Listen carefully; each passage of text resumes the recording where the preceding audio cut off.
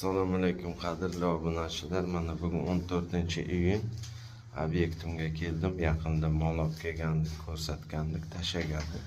Mana ikkinchi etajda teplik bo'lgan sizlarga ko'rsatmoqchiman. Spalnya.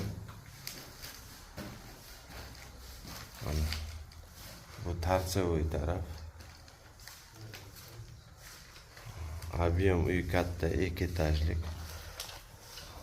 Buyog'i garderob. Buyog'i mana vanna bo'ladi. Kanalizasiya chiqib ketyapti. Bu yoqqa keyin sizlarga ko'rsataman. Bu boshqacha stilda bo'ladi. Anchadan beri shunaqa qilyapmiz. Hozircha tayyor xonalarni ko'rsatyapman sizlarga. Mana kollektorga ko'ryapsizlarmi qanday boryapti. Keyin buni ustidan hol yopilib ketadi. Mana shunday bo'ladi. Buyog'i детский игровой zona.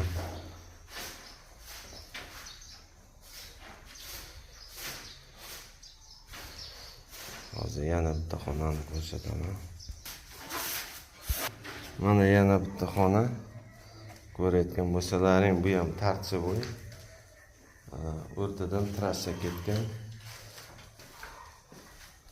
Mana bu pastga tushib ketyapti.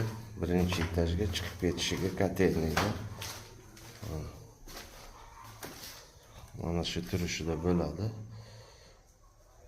Bu yerda podxodlarni qaranglar. Podokонникlarni ko'ryapsizlarmi balandligini?